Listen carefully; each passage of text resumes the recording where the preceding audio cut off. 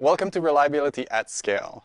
Reliability at Scale is part of the At Scale program where we go deep on technical topic ranging from networking up to product. My name is Francois and I'm an engineering director at Meta, and I focus on reliability. I'm particularly excited for today's event because, this is my domain. This is the things I do day to day in my work. And for today, we will focus on kind of like two sections for this event. The first section will be about reactive reliability and will be hosted by Lane. And the second section will be about proactive reliability and will be hosted by Marina. And before we move to the main events, we actually have a special discussion today. I have a lot of my key partners joining me today, and we'll have a discussion on the reliability mindset, on how we apply it from A to Z, up and down the stack. So let's start with Chris, who's handling the physical layer of our infrastructure.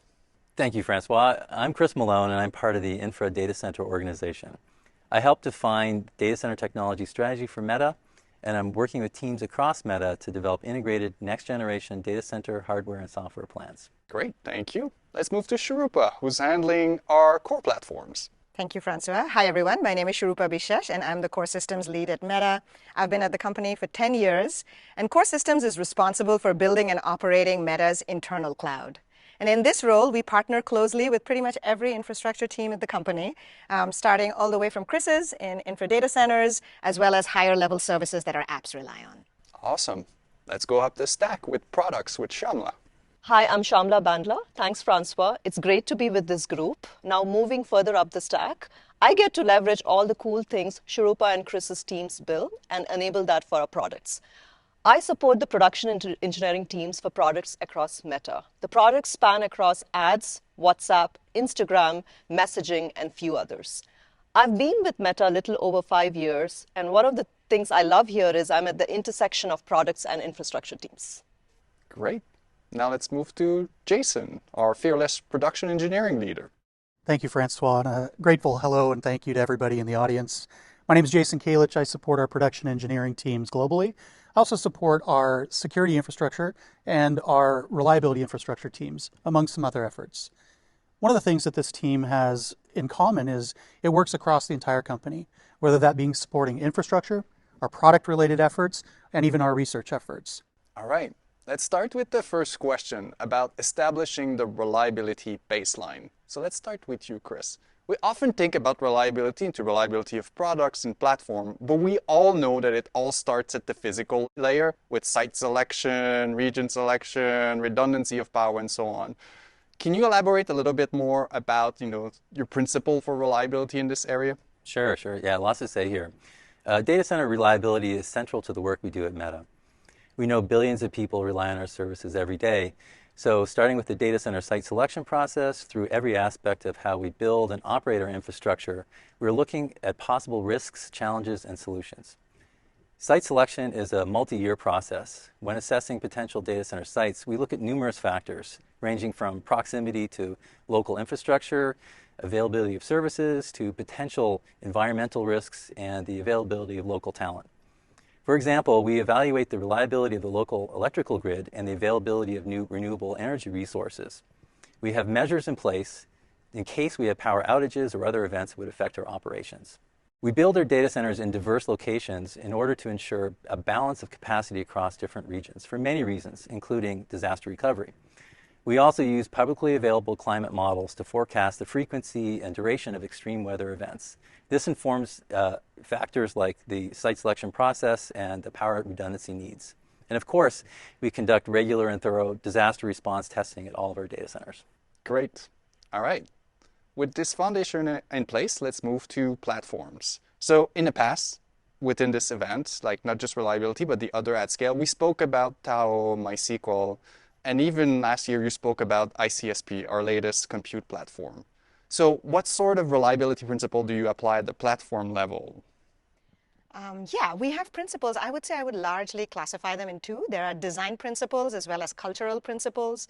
On the design side, the place where we are in our journey in Meta's infrastructure is we're in the process of standardizing a lot of our systems and having clear contracts between these systems. And we intend to make these contracts declarative. And that helps us validate our systems and also enforce these contracts.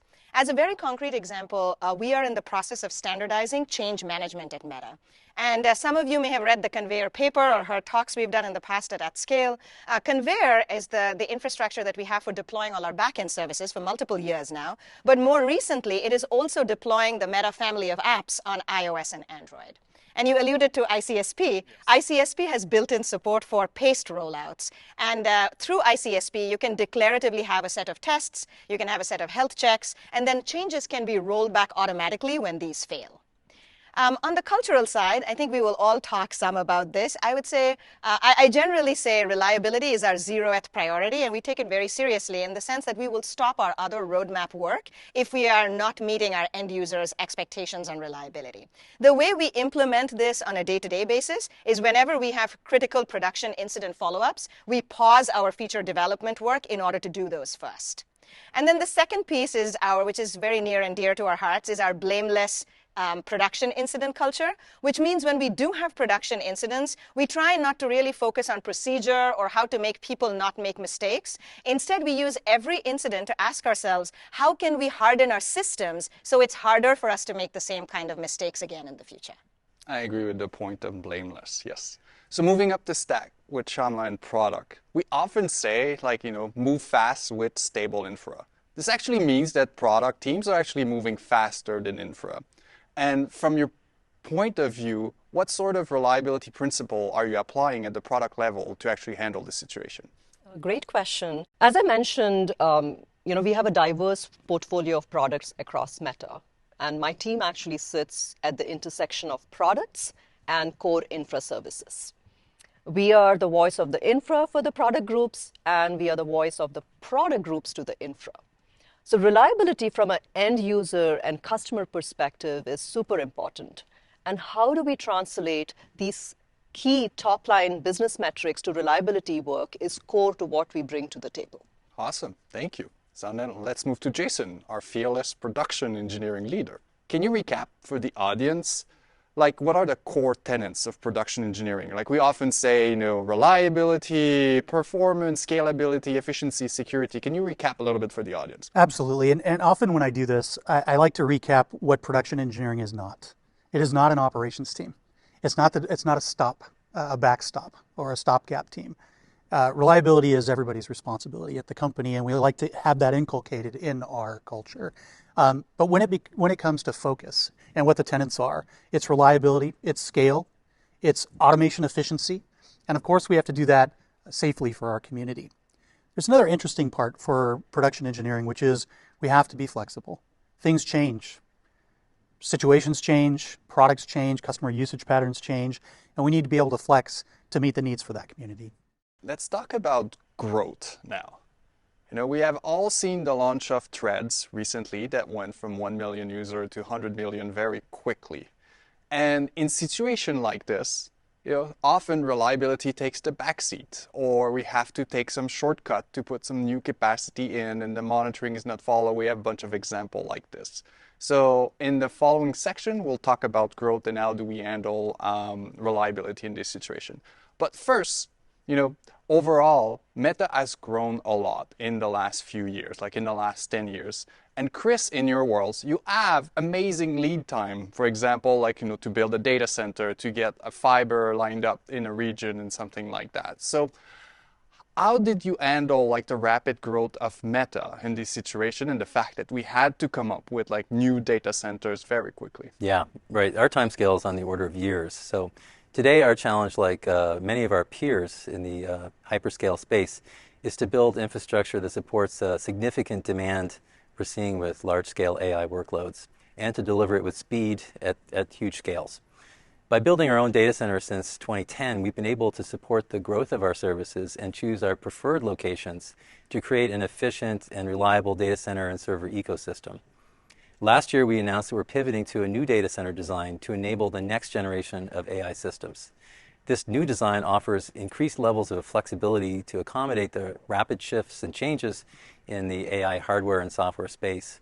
And it's required substantial innovations in the data center world in many areas, including a new power solution, liquid cooling, and a new network solution. It will support denser AI racks, allowing us to have a smaller footprint while serving the same capacity as our previous designs.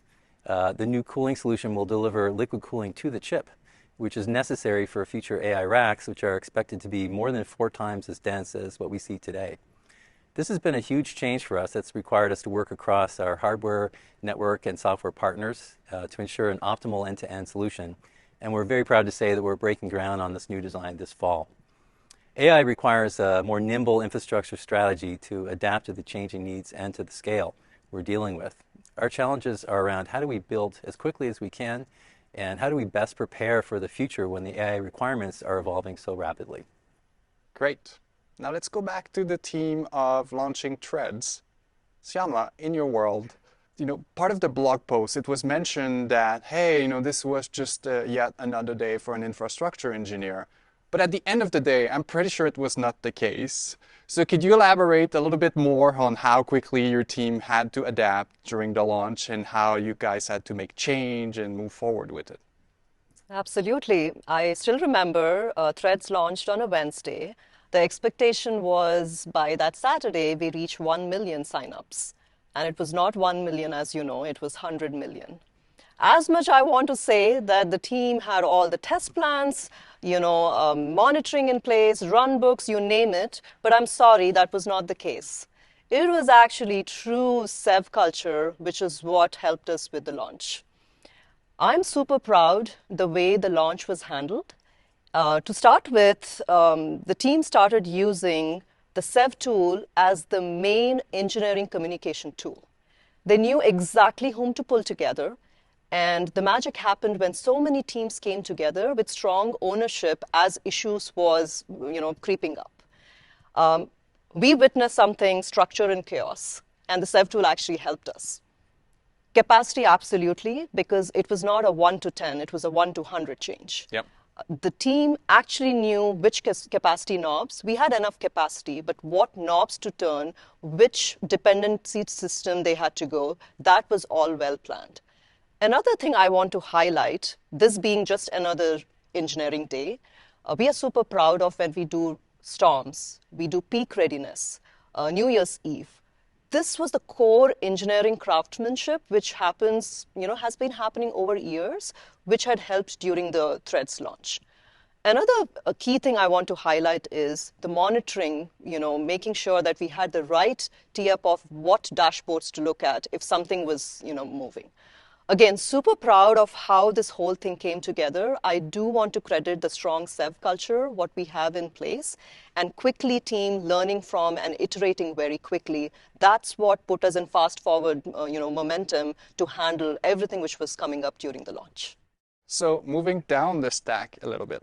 So Surupa, in the blog post, we mentioned that a launch like Threads would have not been possible without years of investment in core platforms. So could you highlight for the audience a little bit the patterns that we're following in order to make sure that our core platforms are ready for such events? Yeah, I think there are 2 parts to the story. Like Syamla, you spoke about, all of the things we had to pull together and do in order to make the launch successful. And the other part of this is, as you say, Francois, this all builds on top of a decade plus of investment in our core infrastructure. And I would say this goes all the way from, Tau, our dub, which is our web tier, MySQL, Twine. Even though Threads is a new app, the infrastructure is the same infrastructure that powers Facebook and powers Instagram. As a concrete example, I remember shortly before the Threads launch, someone from the Threads team reached out about a critical ML model which needed to be served. And as it turns out, it worked out of the box on our existing model serving infrastructure. So most of these systems have been scaled, tested. We do disaster recovery tests on a regular basis. And I think they have led us to this point point where our infrastructure has proven to be both flexible and reusable. So if we were to do other launches, I do expect, it's not that everything is rosy. The place where everything was crazy during the launch, I think, was just around blocking and tackling various things that came up.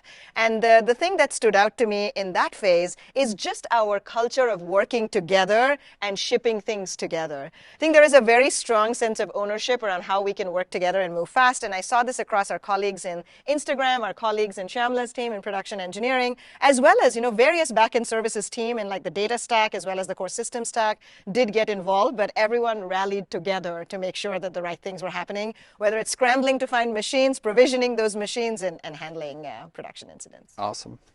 All right, Jason, moving on at the organization level.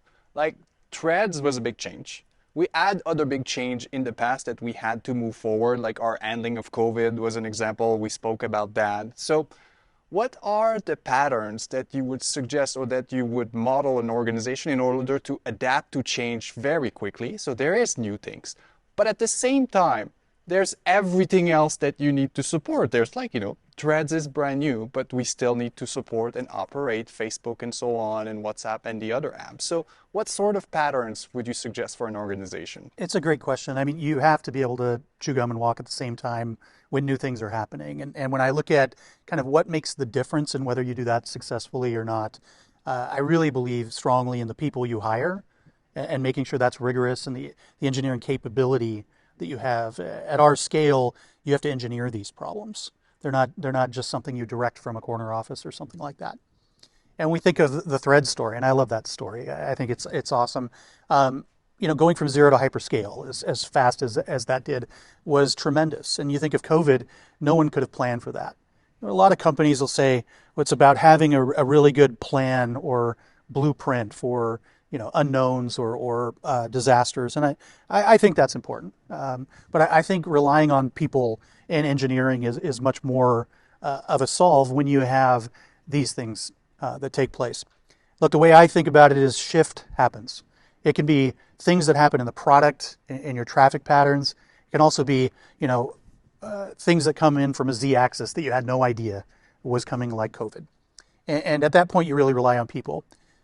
I talked a little bit about humility in the past, and one of the things in this regard that matters is those solutions may come from the front line of engineers.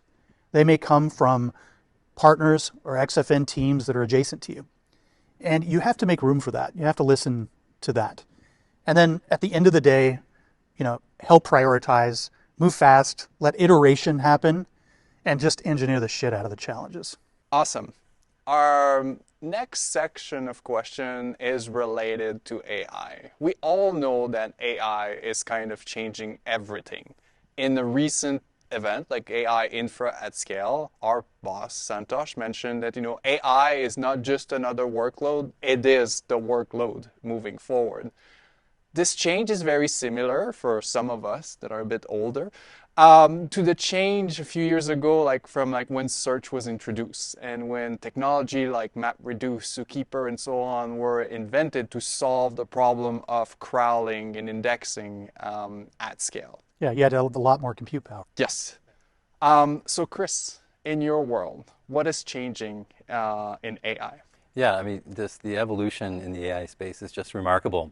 And it's still relatively new for us. And the generational changes that we're seeing really require us to think differently. The demands of the AI hardware that we're seeing are substantially higher than previous IT hardware generations. For example, as I mentioned, we're adding liquid cooling to the data center to accommodate these systems. It's not necessarily something you would choose to do. We do it because it's necessary. And that is a major change for the industry.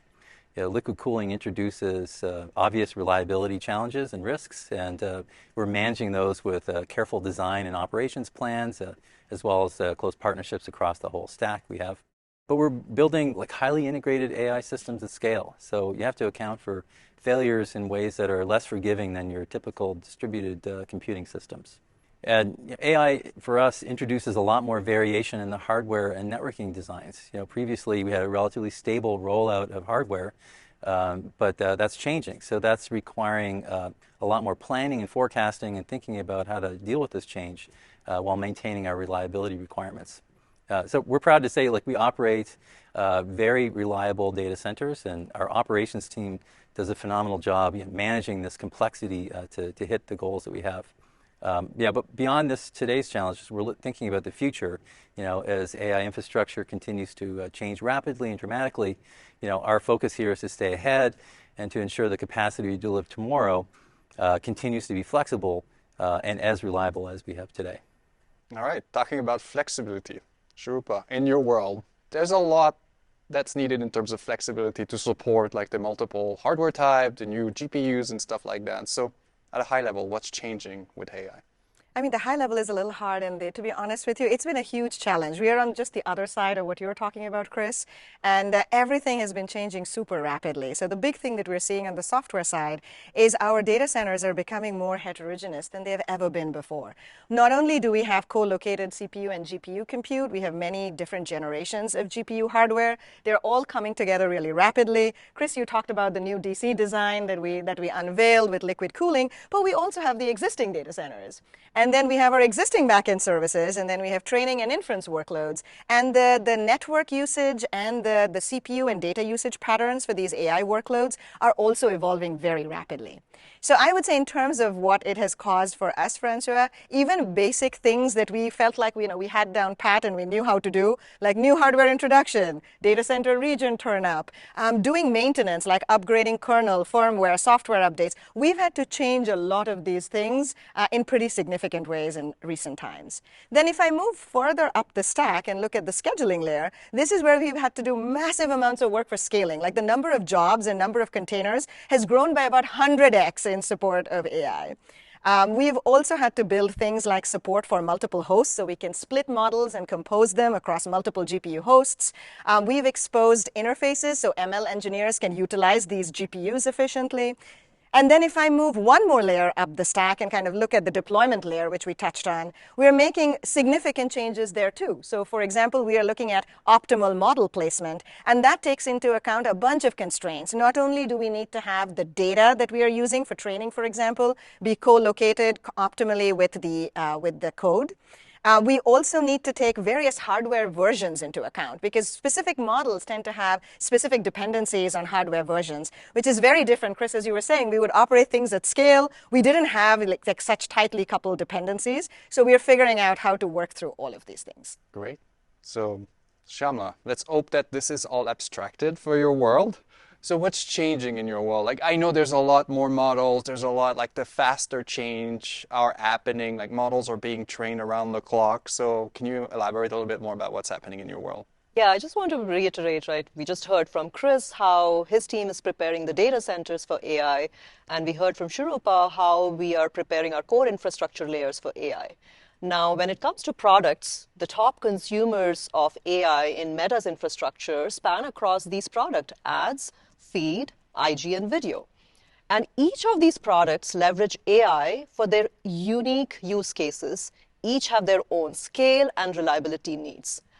Some of the core working areas when it comes to AI in model lifecycle management. 2 years ago in ads, we did not have a proper model lifecycle management. They were models, sitting in production. They were not being leveraged. How can we leverage that work across products? How do we have a robust model observability and monitoring, which is actually something very niche and unique, and we have so much more work to do there. Model and feature safety are new set of challenges we had never thought through. How do we stop a bad snapshot making it to production? It could be upstream data corruption which caused that. So we are learning so much in the last 12 months plus. We had not seen these issues happening before. How do you implement robust testing frameworks when it comes to our model ecosystem? And these have been some of the key challenges we are seeing. And when do we converge? One of the core challenge I face every single day when you support a diverse portfolio of products, it's very easy to work in silos and build your own custom solution. One thing I try every single day is where we can converge, where we can leverage a best practice which solved a case at IG, can that be leveraged in ads? And how do you apply the reliability lessons across each of the product AI workloads? And that has been an amazing journey, which I'm super proud to be part of. Another core focus area for us has been how do we think about reliability across the AI stack when it comes to products? Starting from the bottom of the stack till the end user. In the AI landscape, what are the key reliability metrics that mean at each tier? Bottom of the stack, which touches Surupa's, tier, and then how do you bake improvements into our roadmaps as we learn through the reliability metrics in each of these, so that we are driving the right business outcomes at the end of the day. I said at the beginning, right, why I love my job. I'm sitting at the intersection where I can influence the roadmaps of the dependency teams on the core infrastructure, which touches AI, but also take the crux of some of the dependency things we are doing on the infrastructure layers, which are preparing for AI, and bake this back into the product roadmaps. Great. I like the end-to-end approach. Like it's always amazing to me how a change of a parameter name in a model will result in a JavaScript error somewhere on the website. It's always amazed me. So Jason, on that topic, we put a lot of resource on supporting AI and deploying capacity of AI.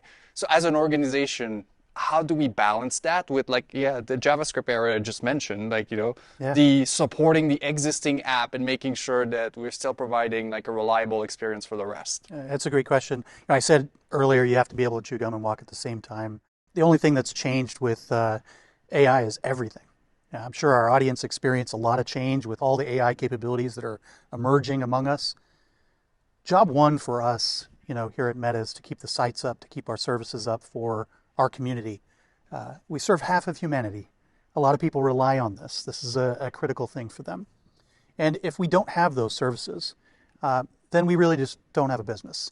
And AI is coming in and driving awesome capabilities into each one of those applications, and awesome information and new interaction models that are enriching those experiences. One of the ways we got after this is to organize accordingly. We do have teams that are focused on our core infrastructure related capabilities. We have teams like Syamla's team that is focused on our product efforts.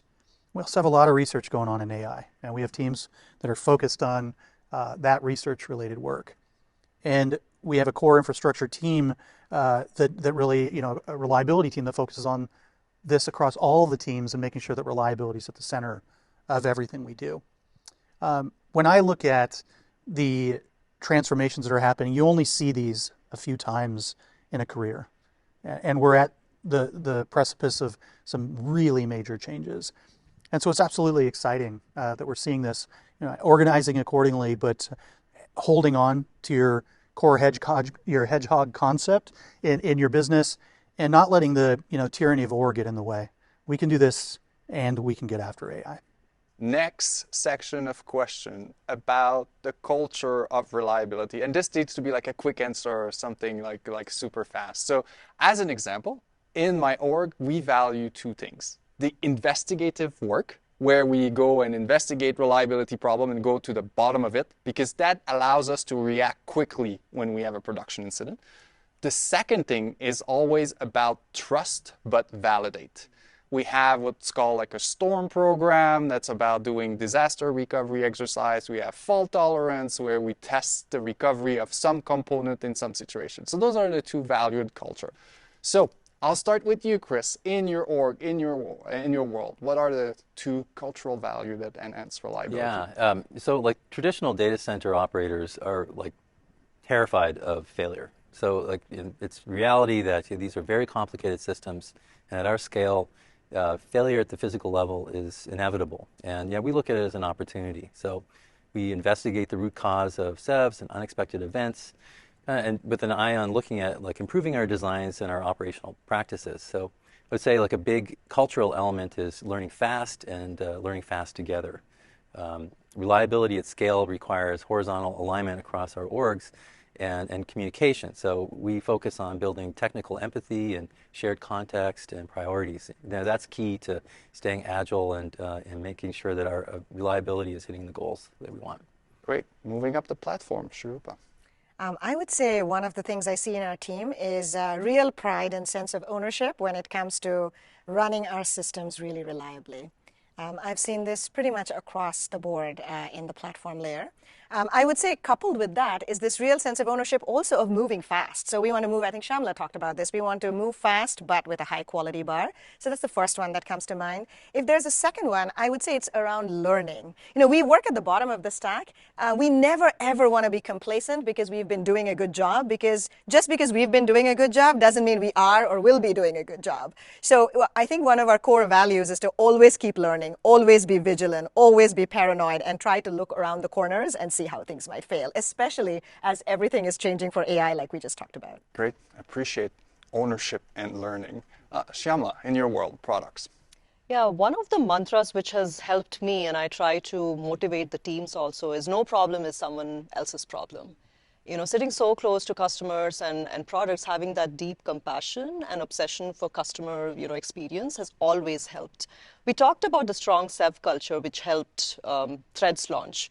Jason touched upon, let no crisis go waste.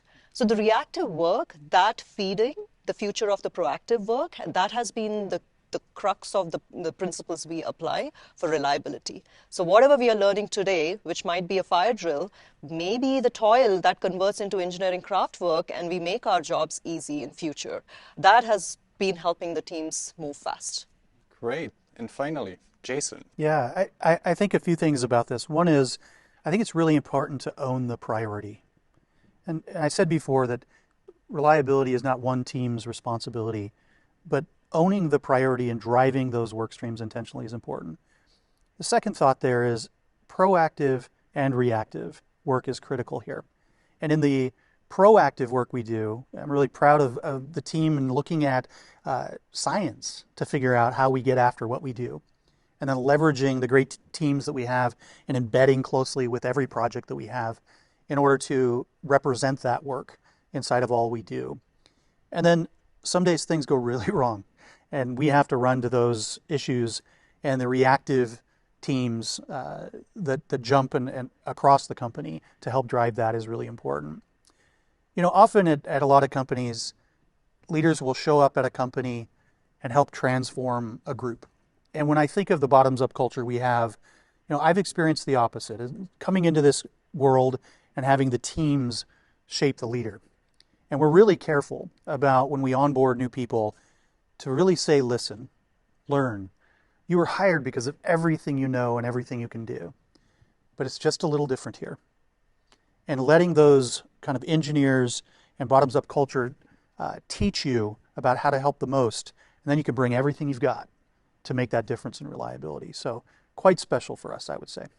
Yes, that comment about listen and learn when you're starting is quite important. Francois, it's been great. You have been asking us questions. Yes. But I know, day in and out, we have been causing the problems for you and your team. Appreciate the honesty here. What are some of the insights and things we can do better as we have witnessed some of the most challenging SEVs in the past 12 months or more? Yeah. From my point of view, is keeping reliability top of mind all the time. It doesn't mean that you do something every day, but it needs to be top of mind because we have a lot of users, we have a lot of different products, we have a lot of combination. Keeping it top of mind in all your organization will actually help a lot. The second thing for me also is about practicing. I always tell my org, we need to practice our reaction. We need to practice this fault tolerance exercise or these DR, disaster recovery exercise. Having your support in order to practice these things so that when they happen for real, we are actually super fast and efficient at handling them. The practice for me is actually the key. So these two elements will actually help us. Things will never work when Yes. in the failure situations unless we practice all the time. Absolutely. That's right. I think we can trade off many things. Trading off reliability would be a mistake. Awesome. Yeah. And one thing we didn't hit, I think super important, is recognizing and incentivizing our engineers who are putting effort and making reliability a top priority, but also making sure that people feel valued for the work they bring on this topic. Yes. Making sure that I call it a feature is as recognized as solving a reliability problem. That's correct. So that will conclude our discussion for now. Thank you. Thank you, everyone. This is actually a great transition for the rest of the show, where we will have a section on reactive reliability followed by a section on proactive reliability. Lane, a great partner of mine, will actually host a series of speakers focusing on reactive reliability.